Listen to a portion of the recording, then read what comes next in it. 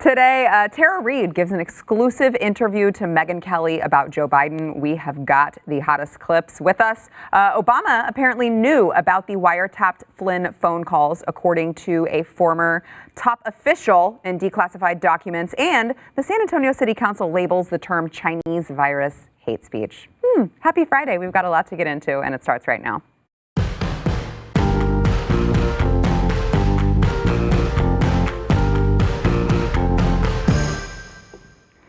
Welcome to the news and why it matters. I'm Sarah Gonzalez, today joined by Stu Burgier, host of Stu Does America here on BlazeTV. Thanks for being here. Thank you. I like how your hair looks. It's looking really long. It looks like maybe it needs an haircut. I've got the haircut device ready to go. I mean, I think maybe this coming week. I don't know. I'm ready for whenever. Okay. I need to get this. I just feel like there's like a nest on my head. I found a mouse in there the other day. It was. It's a nice little family, though. I like. What did we say? What's the goal? I think it was like 25,000 YouTube subscribers. If you have not subscribed to Stu Does America on YouTube, you got to go subscribe to it. If he hits 25,000, I get to give him an haircut. That's like magical TV. Okay, so you got to go do that. We're also joined once again by Tim Young over from the Washington Times. He's also, he's a comedian. He's a writer at Fox 5 DC Times. contributor. Fox 5 I'm like the DC top villain on Sirius XM Patriot. There's a lot of stuff. I look like I'm radicalized right now because I've let the beard go for a while. It's fine. Who knows where I turn up? And then we're also joined by Eric July. Double dose of Eric July yesterday and today. Thanks for being here. Official BlazeTV contributor. All right, let's get into the news of the day. So Tara Reade, of course, gave an exclusive interview to Megyn Kelly, of all people, which I find highly interesting in this day and age that, you've got all these mainstream media places, and Megyn Kelly seems to be the one to get these important exclusive interviews. A couple kind of big moments in these interviews. I thought Megyn Kelly did a fabulous job of interviewing her. But Tara Reade was asked about just kind of the double standard, how people treated Blasey Ford, and, how she felt like she should be treated, was asked if she should take a polygraph test. Here's a little bit of that exchange. Do you believe we should believe all women? I believe in the survivors that have come forward, like Blasey Ford and the other ones that have come forward. I do stand with them. I think that there needs to be a conversation rather than a hashtag. Are you in favor of the conversation? I mean, does Joe Biden get due process? Does he get the chance to vet these claims and defend himself? Is that okay? I think he's been doing that, right? He's had a chance for more platforms than I have. If I can just go back for 1 second to Blasey Ford.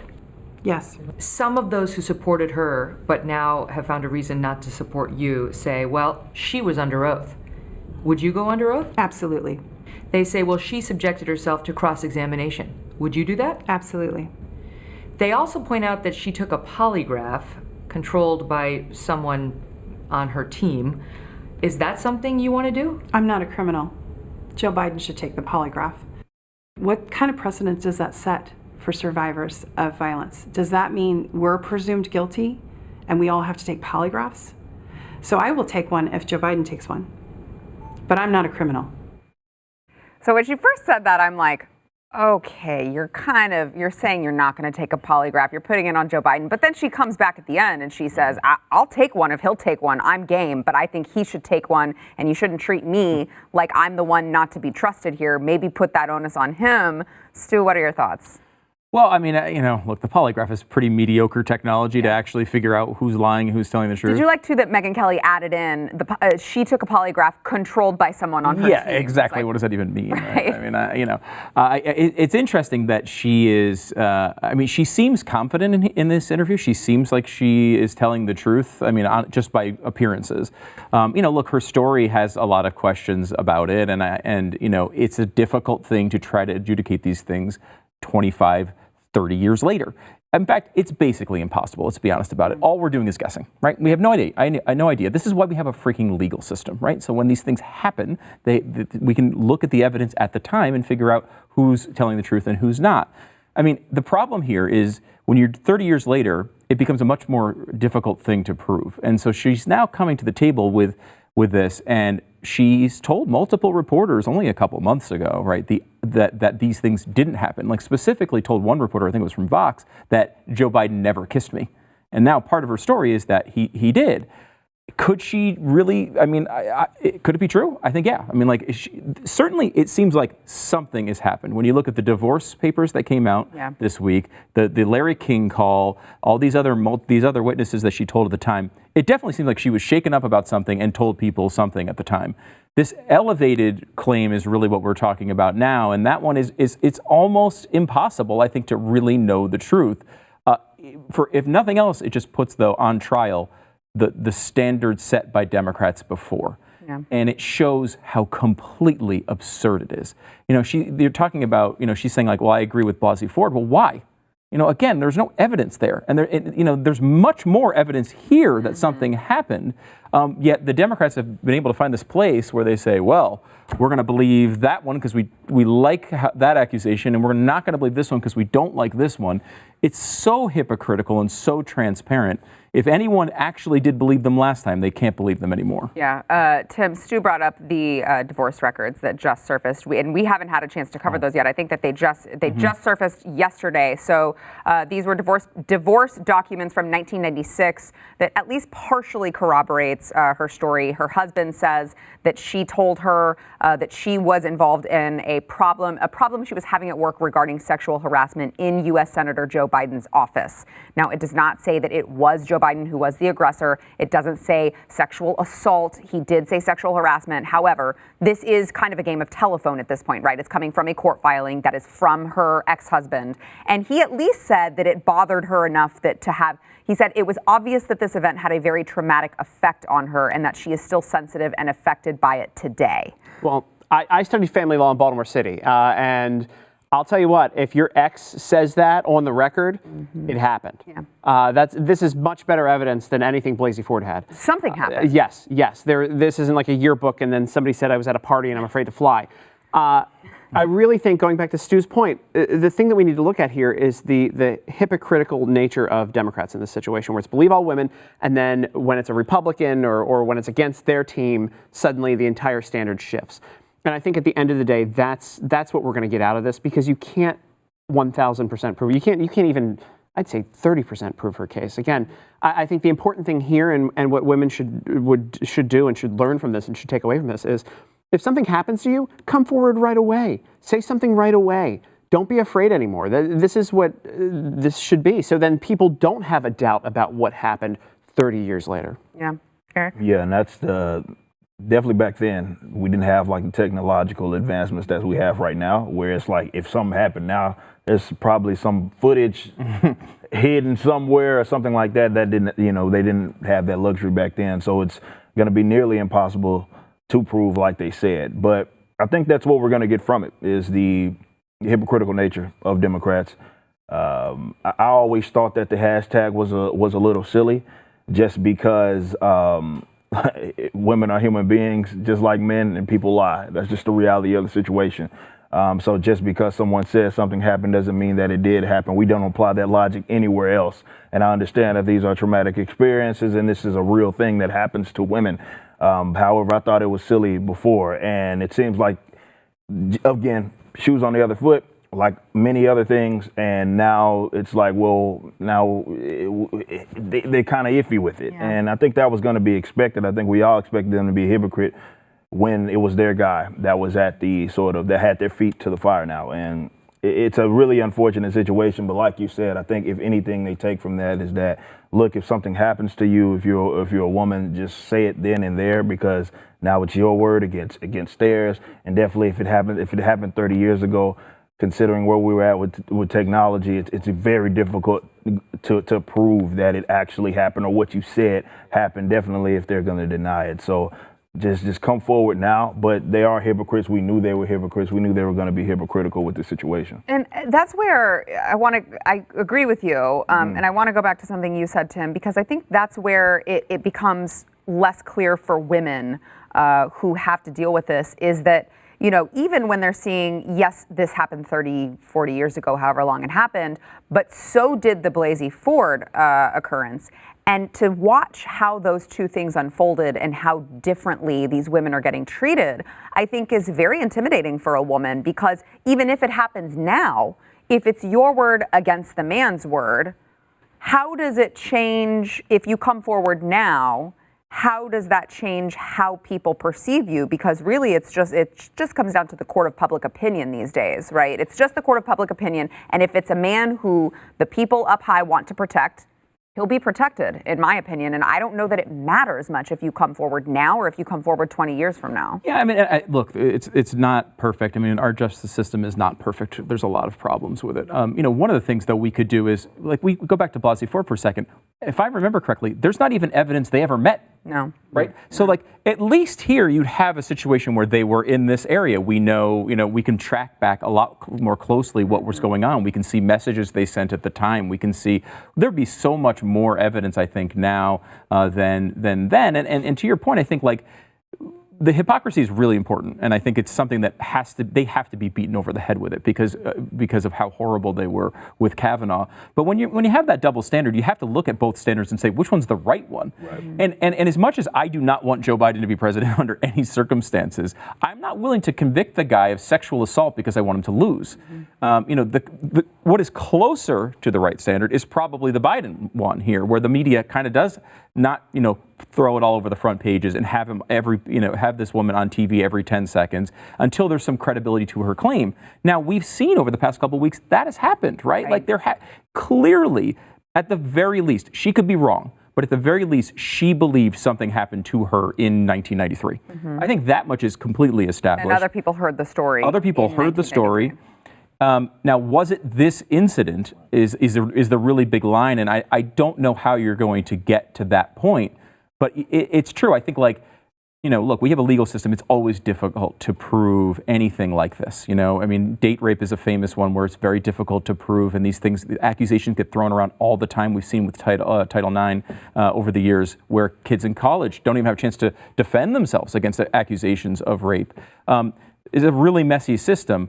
But the further you get away from the incident, I think the lower chance you have of justice. And, I think, like, the Me Too thing has been really good in a lot of ways. And I think this is the most important way, which is if anything comes out of this, at least people who have this, have something happen to them now should be at least aware. A woman should be aware that and confident in the fact that at least they should be treated well. They should be treated seriously. That they should actually look at evidence and just be blown off because someone's got a big name.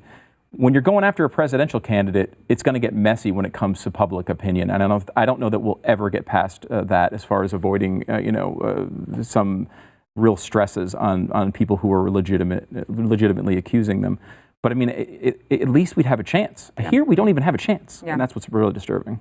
Two things. One, could you imagine if there was a compilation video, like we've seen a million of these compilation videos of Joe Biden rubbing shoulders and smelling hair, of a Kavanaugh or a Trump? What the reaction would be, especially now with this accusation on top. And the thing that I think we're forgetting in all of this, and you mentioned it very, very briefly, and it's not about Tara Reade. Megyn Kelly could have stayed home with a $70 million settlement from NBC, and she's continuing to do some of the best journalism in the business. Yes. You got to give her props in the middle of all of this. Absolutely. Absolutely. Eric? I think the important thing that you mentioned about the double standard, I think, is really a big thing that we got to take from not just this situation, but so many other situations. And that's, at some point, we got to acknowledge what's the right way to do it instead of constantly. I think that pointing out the hypocrisy is important, but at some point we have to establish, like, what is the right way to handle this, because what's going to happen is going to be the shoe's going to be on the other foot again, and then we're having this conversation of, well, what happened last time? Remember this, remember that, and we haven't really established what's the right way or the correct way to handle that. And I'm not going to act like I know the actual answer to that. Like you said, maybe like they're handling it now seems to be a lot more conducive to actually finding the truth, than what happened in comparison to Kavanaugh's situation. But at some point in time, we have to establish what the right way to handle it is. I feel like certainly if the woman is saying, if you guys go digging, you're going to find enough proof, That's enough to at least do the digging. Oh, yeah. Right? I think the digging should always be done. Any accusation made by a woman against anyone should always be investigated. I mean, like, it has to be. That's why we have those things. You know, it's just like, I go back to this thing with Biden in that, like, if you want anyone to take your denial seriously, it needs to begin with you apologizing and denouncing your attachment to believe all women and what you did to Kavanaugh. Yeah. You don't get any breaks on this. Right. For no one's going to believe you. You just came out here and assassinated a man's character over a 6-month period.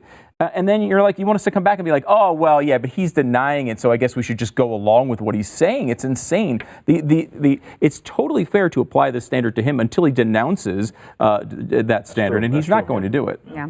All right. We have got much more to come, including did President Obama know at the time what was going on and what was happening to General Flynn under his FBI? We will have more on that. First, we want to thank our sponsor, Patriot Mobile. So Patriot Mobile really going above and beyond to help Americans stay in touch with their loved ones during this really difficult time. They are now changing, they're dropping their rates. They've got even lower rates for their customized family plans. They are starting at only $25 right now. That is a steal, especially if you are one of many Americans who have been affected by this current pandemic. Maybe you lost your job, whatever the case.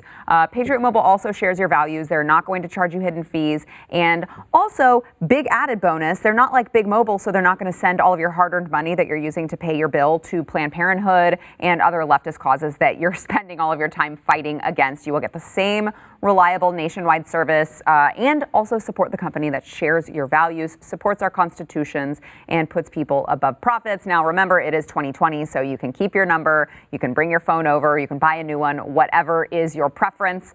They will also waive your activation and send you a free gift with the offer code NEWS. All you have to do is go to patriotmobile.com/news. Get your customized family plan today. Again, it's starting at just $25, you guys. You really want to take advantage of this. It is patriotmobile.com/news. Back in a minute. All right, a former top Department of Justice official has alleged in newly released documents yesterday that former President Barack Obama knew about the details of a wiretapped phone call between, of course, then National Security Advisor incoming Michael Flynn and then Russian Ambassador Sergei Kislyak. According to, this was a Fox News report that just came out, according to them, then Deputy Attorney General Sally Yates attended an Oval Office meeting with then FBI Director James Comey, and then, of course, Joe Biden, John Brennan, and James Clapper, and they were discussing Russian election interference with Susan Rice. After the briefing, Obama asked Yates and Comey to, quote, stay behind, and said he had, quote, learned of the information about Flynn and his conversation with Russia's ambassador about sanctions. And Obama specified that he did not want any additional information on the matter, but was seeking information on whether the White House should be treating Flynn any differently given the information. Now, Byron York also noted that Susan Rice then had noted in a declassified document to herself that she and Joe Biden were for sure in that meeting. So this comes at the same time that Bill Barr has actually, I mean, he's a hammer. You gotta love that guy exposing what needs to be exposed over there in the bureaucratic central over there. So Bill Barr came out, gave this CBS News exclusive report and or interview, and he was talking about the FBI trap. He says that he believes that James Comey was driving it, which wouldn't surprise me one bit. Here's what Bill Barr had to say. I think a very important evidence here was that this was not a bona fide counterintelligence investigation, was that they were closing the investigation. In December, they started that process, and on January 4th, they were closing it. They initially tried some theories of how they could open another investigation, which didn't fly, and then they found out that they had not technically closed the earlier investigation, and they kept it open for the express purpose of trying to catch, lay a perjury trap for General Flynn. They didn't warn him the way we usually would be required by the department. They bypassed the Justice Department. They bypassed the protocols at the White House and so forth. These were things that persuaded me that there was not a legitimate counterintelligence investigation going on. Now, President Trump responded to this morning on Fox and Friends. He said that these are dirty politicians and dirty cops and some horrible people, and hopefully they're going to pay a big price in the not too distant future. Stu, your thoughts? Horrible people. Horrible. The Flynn thing is interesting because it definitely seems like there was a lot of shadiness going around that entire world, kind of throughout it. Mm-hmm. And I keep coming back though to. Because I think like the charges against him, obviously for his personal life, were very important, and I'm sure he really cares about that. Yeah. But from a kind of politics standpoint, he left the administration because he lied not to the FBI but to Pence, and that was the issue there. That they didn't like what he did to Pence, and that's why Trump wanted to get rid of him at that time. I think it's an interesting exercise to kind of go back and see the thought of that era, because it does seem like they were looking for things constantly to try to get these characters on the fringes of the Trump orbit to put pressure on them and do all sorts of things that were at the very worst or very least borderline activities. But we have to remember, though, that Trump is the one who said, you know what, I don't really want this guy around because he's not being truthful to our administration. And that is, I think, a key part of this that people forget. Yeah, Tim? Yeah, I think this just shows that the entire Russia investigation and the collusion story, the hoax, the scam, whatever you want to call it, is going to unravel. And I think it all comes back to Obama. With everybody who was involved, there's no way that he didn't know what was going on back in the day. And what's interesting to me in that White House meeting where you named all the names like Yates and... Yeah. I wonder if they were debating whether or not they were going to go to Netflix or CNN after they were finished their time in the administration. It's a great question to be a fly on the wall in that conversation. Yeah, I don't think there's any sort of way that Obama didn't know at some form or capacity. And that's what, as they were investigating this whole deal, as well as the situation with Ukraine, I just thought that it was going to uncover a lot and demonize a lot of people that we're actually on the other side of it, whether it be the Bidens of the world, whether it be the Obamas of the world. And this is why I would always say, just like, let's just give me a show, and I uncover everything. Because I think that it's going to really show what this is, the sham that it is, but also it may actually, criminalize a lot of people that thought they were on the other side of it, trying to, let's say, find dirt on maybe Trump or something like that. Yeah. Show me the party. That's what I'm all about. But it is what it is. Do you think that really will happen, though? Because the pessimistic part of me, I'm too cynical for that. I'm like, there's nothing bad's going to happen to Obama. I know that, and I know he's prestiged, man, and they treat him, everybody, media treats him like he is just Jesus. And it's going to be very difficult. It's going to have to be something that's very damning to really find him at any sort of fault. Yeah. Or at least he can be found. I think he's like this godlike figure that even if they do find him at some sort of fault, it's like maybe going to be swept under just because of who he is. Right. It's not like he's not held to the same standard, especially in the public eye, as like a Trump or something like that. It's like this is Jesus. Like, so what, he did something wrong. After we just talked about the difference between Kavanaugh and Biden, you're saying that Obama wouldn't be held to the same standard as other people? Exactly. Shocking. Yeah, I know. Wait, did you say that Obama is actually not Jesus? No, he's not. Believe it or not. Why are you racist? I know. Believe it or not, he is not Jesus. I know people think that he cannot do any sort of wrong. Yeah. It's going to be, I think it's going to have to be more than damning for him to, There's going to have to be a smoking gun. It's like going to have to be like really, not just bad, but really bad. But to be clear, Michelle can't do anything wrong. We all know that. Hey, that's true. And have you seen her arms? Oh my gosh, they're beautiful. Amazing. Sculpted. She's so fit. Wow. I'm not going to eat ribs ever again. I'm going to go work out every day. 60 minutes a day I'm supposed to work out? All she did, the Democrats are so set on bringing her in. I'm like, all she did was ruin school lunches. That's all she did. What else did she do? And she planted a garden. Good for her. I don't think she should run for president. Yeah, right. In this day and age, apparently that's what qualifies you. Stu, do you think, or do you agree with Eric? Like, there's nothing that's going to happen. It's got to be smoking gun right in front of you. Like, the dead body needs to be right there. It's still like, it's Obama, man. Isn't it? Isn't it and similar it's weird that even I feel like that. Like, how can they do that to Obama? You know what I mean? And I know he's I'll save my, what I really feel about him. Yeah. Like I know that he's something, Right. but still, it's like that's just how he's been treated. So Yeah. I don't know. I mean, look, Donald Trump has control of the Justice Department. He's basically spent the last 5 years telling us that Hillary Clinton should be in prison and has still never done anything about it, right? Right. I mean, like, these things don't happen typically. And part of that's good. I mean, there's an argument to be made that, like, go to different countries around the world, and every time someone leaves office, the new guy just prosecutes them or throws them in prison, and they have to like leave the country. There's somewhat of a banana republic vibe to prosecuting your political enemies as soon as they're out of office. Look, if there's a crime committed, I think no one's above the law. But this stuff is so rare. They don't. These circles, they don't go after each other. They go after each other publicly. They'll say things about each other. I mean, they've been calling Donald Trump basically Adolf Hitler the entire time he's been in the public eye.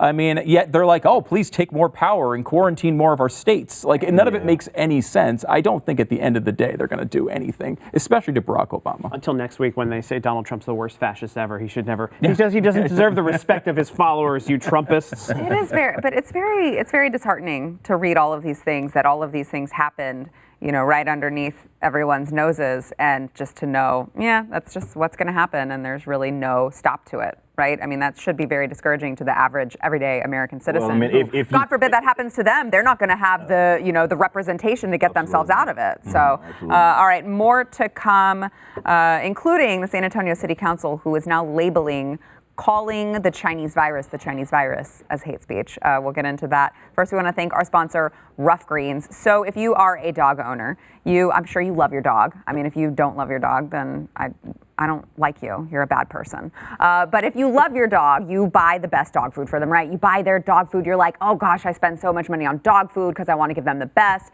And you don't realize that all of these dog foods have like a 2 to 3 year shelf life. So they're actually sterilizing all of the food to give them that shelf life. And they're killing everything that's good inside of that food that your dog needs to live a healthy, happy life. So that is where Rough Greens comes in. It is a dog food supplement. You sprinkle it on top of the dog food. It does not replace the dog food. And it adds all of those things back in. It's got vitamins, minerals, digestive enzymes, probiotics, omega oils, antioxidants, and it supports a healthy skin and coat, improves digestion. It just gives your dog youthful energy, improves all sorts of things. And let me just tell you, I know I shared this before, Stu's gonna laugh at me, but I take my dog to the homeopathic vet, okay?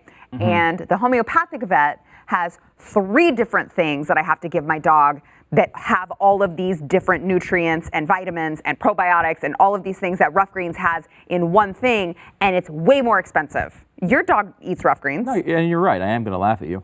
But yes, my dog does have Rough Greens. I mean, that's the thing. You can be a person who just absolutely adores chemicals like me and put this on your dog food and they'll love it. Yeah. And if you're like me. if you're basically Marianne Williamson over here, you can do it as well. It's great. Thank you. That's such a nice compliment that you gave me. You can take the Rough Greens 14-day Jumpstart Challenge today. It's $14.95. I'm telling you, that is a steal. Okay, take it from the crazy homeopathic dog hippie. All right, all you got to do is go to roughgreens.com/blaze. That is ruffgreens.com/blaze. We'll be back in a minute.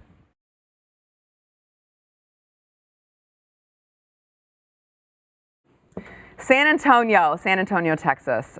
We all hang our heads in shame for being distantly related to you here in Dallas. San Antonio City Council apparently unanimously passed a resolution calling use of the terms Chinese virus and Kung Fu virus, not Kung Flu, Kung Fu virus. That's still on the table, baby. I know. Maybe it's just that was an oversight on their part, because I would totally utilize that loophole if I lived in San Antonio. But these are now described as hateful speech, and that they will, this is what they say, they will, quote, prosecute and curb hate acts related to COVID-19.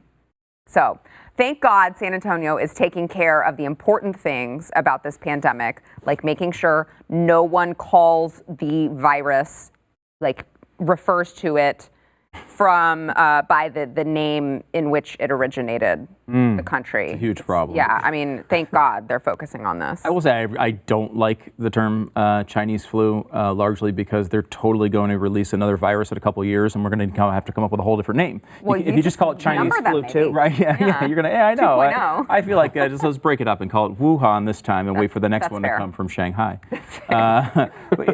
It's a disturbing idea that they just came up with. There's some other thing that was imported recently. I know these murder hornets that have been coming in. Yes, and they call them Asian murder hornets, and it's like, well, is that okay for us to refer to where they came from? I was told it's not. Okay, I got it. I was told it's not. I was told that that's very racist. Tim? This is the whole thing, and you just gave me the key word I was going to go into with racism.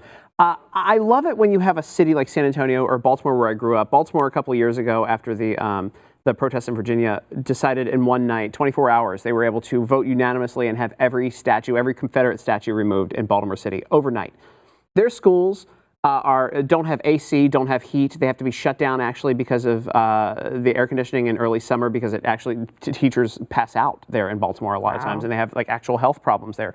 These cities have the time and they have the ability to pass these unanimous woke social justice warrior legislation. Whatever, I'm so thrown by how stupid this is.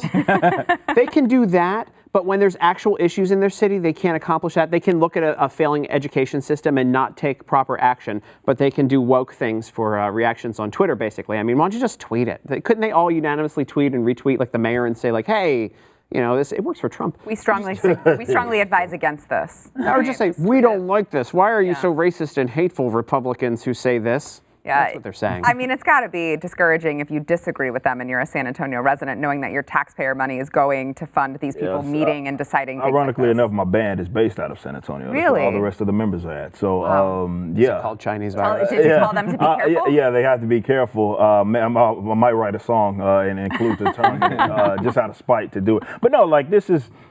these guys are bored, man, and they're just finding things to do. And unfortunately, if it means, because this is a meaningless thing, it's just crazy to me. Like you sort of mentioned, is how efficient they are when it comes to silly stuff like this. How quick they could act on something like this. Like, all right, we're unanimously, this is a bad thing. We'll prosecute you in the event that you, say Chinese virus, West Nile, and Ebola, though, that's fine.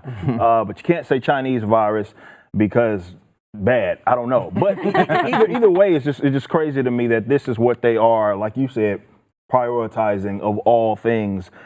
And they are so efficient in passing things like that. We have to stagger when we roll out maybe opening things, even though we found out this whole lockdown was a sham for the most part, or at least it was not the right thing to do. But what we can do is we can tell you that you cannot call this the Chinese virus, and unanimously we agree. I don't know if they probably unanimously agree on anything else, but unanimously they know that this is a bad thing. It's just their priorities are just all out of whack. Yeah, and Ted Cruz actually responded to this and reminded me, I had totally forgot, that San Antonio is the same place that they wanted to get Chick-fil-A out of there, the San Antonio City Council out of there. Was it the airport? Yeah, I think it was.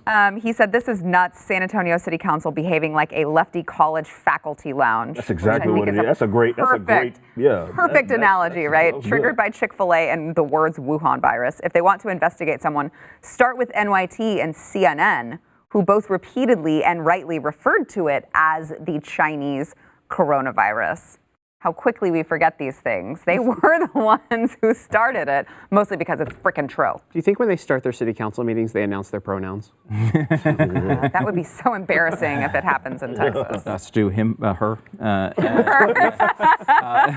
It is interesting. Going back to what we were talking about earlier with Biden, it's like, it would be one thing if you said, let's just say for some reason they think it began to become racist to say the Chinese virus. Antonio, man. Yeah, I know it's ridiculous. But let's just say, for example, that the left just decided that. We all just came to the conclusion, you know what, we started it and people started misusing, like the frog, the Pepe the Frog thing, right? Was once an adorable character, then used by some people who maybe weren't so adorable. So we've decided, okay, that's not a great symbol. Let's just say. What you would need to do is explain the fact that you've been using it for months and see, here's why we did it, and this is why it's wrong, and here's the transition. Instead, what they do is they just jump right to you're racist for doing it. It's like, well, we all saw you doing it. Are you going to take a moment to say, you know what, I've totally changed my opinion, and here's why? Right. Like, they don't do that, and it's just, it's so hollow. And I guess that's the biggest problem I have with it. 2 weeks ago, the governor of Minnesota had a press conference, and in it, he pulled out an Asian teacher to talk about how she and her family had been assaulted by people in the streets because of people calling it the Chinese virus. No evidence, no police reports, just that statement. You would think the governor would be on this, and they would go find those racists, get them. Nothing, just a statement. Well, that's why I keep reading whenever people, this first came up and it was such a controversy and people kept saying, well, you want Asian Americans to be attacked in the streets? And I'm like, I haven't seen any evidence of that at all other than random tweets about it. Yeah. With no sources. There's no, and it would be nice if they were just as aggressive to talk about how the Chinese are treating Africans out there. And since we want to talk about racism and stuff of that nature, that seems to not be on the table there. But look, man, they're hypocrites. If they can claim that someone is racist, that's the get out of jail free card. They don't have to even prove it. It's just like if you say this, you're racist. I ain't got to explain nothing. You're a bad person. Yeah. Even if we said it, that doesn't really matter. Don't worry about that. You're saying it now and it's racist. We deem it as racist and I don't got to explain anything. It's so childish, man. But that's sort of what everything gets sort of dumbed down to nowadays. Is like if they can try to paint some angle that you're like racist, homophobic, or something of that nature. Never mind if what you're saying is factually correct. That has nothing to do with anything. It's more of painting that angle because, and maybe rightfully so, we've accepted that these things are maybe bad things. Like to be racist is not a good thing. Yeah. However, it's more about them painting you as one. You don't get to arbitrarily decide that someone is a racist with no proof whatsoever. All right, we got to take a break. First, we want to thank our sponsor, Books. So, gentlemen, if you are married, and you are married to a mother, let me just tell you, this is the year to go like way overboard for Mother's Day. Don't screw this one up. Really, I am telling you, we are all about to just throw ourselves off of bridges because we're tired of the kids and we're tired of homeschooling, okay? I'm just gonna tell you, I know I get comments, they're like, you're a bad mom because you're saying that you don't enjoy every second with your kid. Okay, well try it sometime and let me know how that works out for you, all right? Books.com, I'm sure they're going to appreciate this. The Books Co., they, of course, Books is short for bouquets, and they will allow you to put smiles on mom's face each month with a flower subscription, and you will get 30% off plus free shipping every single time. Now, you can use this subscription very flexibly. You can pause it. You can switch up the delivery dates. You can change the recipients. Don't send it to any of your mistresses, okay? But send it to, like, your mom, your grandma, your wife, Or you can change mistresses every month. Well, you can change mistresses. That's they get true. old. I mean, I hear. I don't know. They also have a gift trio for 3 months of farm fresh blooms. Now, these are responsibly sourced. They come from some of the world's finest eco-friendly farms. They've got farms on the sides of volcanoes. They know what they're doing, all right? Order anytime between now and May 31st to show mom some love and gratitude. You can go to books.com/news. That is BOUQS.com/news. By the way, you can still get 25% off of one single order if you still use promo code NEWS instead of that subscription, the 30% off subscription or the 25% off a single order with promo code NEWS. All you got to do is go to books.com/news. We'll be back in a minute.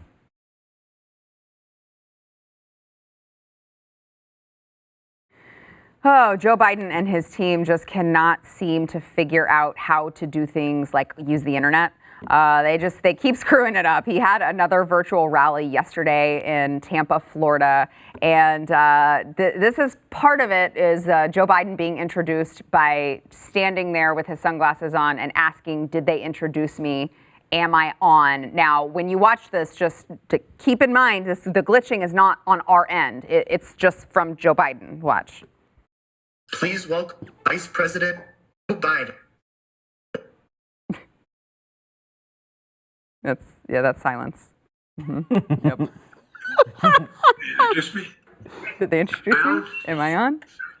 Hey, good evening, Tampa. Thanks so much for tuning in. I wish we could have done this together and it gone a little more smoothly, but I'm grateful we're able to connect virtually. Oh my God. That is embarrassing. How do you not get this right by this point in the campaign? I don't know. They don't seem to ever be able to do this, which is incredible. Because, I mean, Biden has a lot of problems. Whenever he talks, it's a massive problem for the campaign. Okay, that's an issue with your candidate. Problem. It is. However, they've been handed this. I mean, with all the negatives of what's going on right now, this is like the perfect thing to happen for Joe Biden, where he never has to be seen. He never has any. He's never in an environment that isn't controlled, right? Like this is the best thing everything. for his campaign ever. Right? You could pre-record everything, and they still can't get it right. What would this say about how we would run the country? Before every State of the Union, he'd be like, "Are we on? Are we? Hello? And Tap. Are we ready?" He does have that cool Max Headroom thing going on. Remember that from like back in like the 80s? That dates you. That really dates you. Oh, I know exactly what it is. Thank you. Graybeard knows what it is. I know. I'm just saying. It looks really legitimately like it, though. I mean, I think they should bring that back. What was that? Was it a Pepsi commercial or something? What was that for? Budweiser? I don't remember. I don't know. It's an old school 80s thing. For you kids. I wouldn't know. I wasn't born yet. All right, settle down now. I was going to say I was too young, but maybe the youngest one on the table. Show me up here.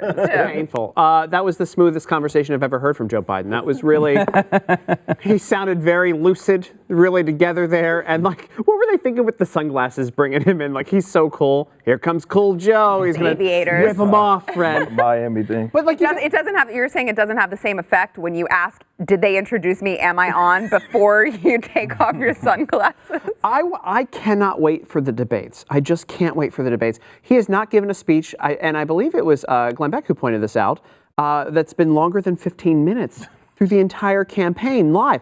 So this one was, I think, 10. He spoke for about 10 minutes on this. And it's pre-taped. Just start it over. Look, I tape things at home all the time and just do it in segments, and I make sure I'm in the same position. Not hard to do. He is going to be miserable, and I just want him to go into another rant about something that happened back in the day that's just completely false. Something about corn pop or frosted mini wheats or something. Anything. Can it just not be about his leg hair, though? I want it to be about his leg hair. No, please. I would advise him not to with the Tara Reade stuff going on, but you know, when Joe Biden is just Joe Biden, he won't stop saying the word intercourse.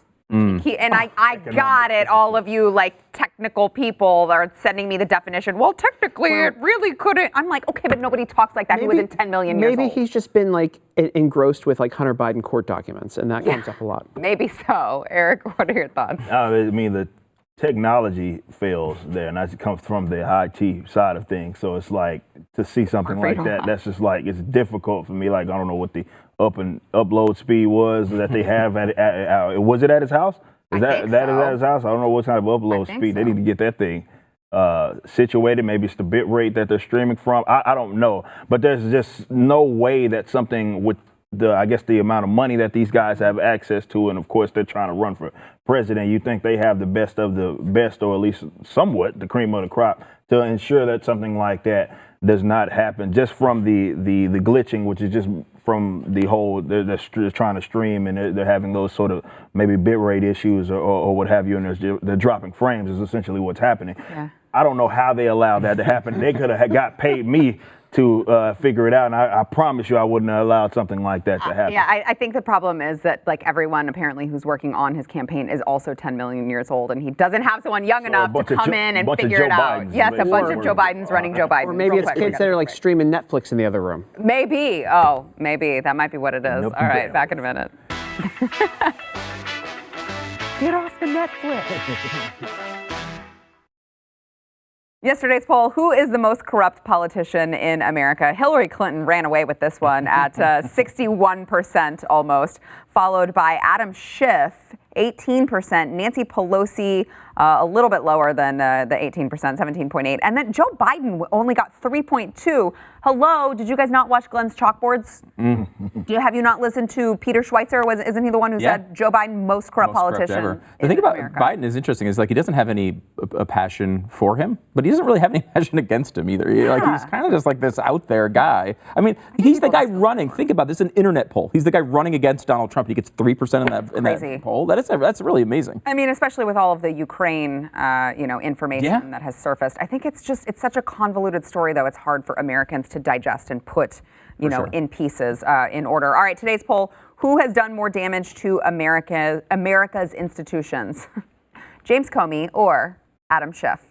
Oof. That's a tough one. Do you have an answer? I would probably go Schiff. I mean, I think, Comey probably did do some good things back in the day. Schiff's never done a good thing in his life. That's a good point, Tim. James Comey, because he blocked me on Twitter. Oh, well, there you go. That's the biggest disservice you can do to America, Eric. Schiff. Yeah. All right. Let us know what you think. You can go to the Blaze's Twitter. That is, of course, @TheBlaze.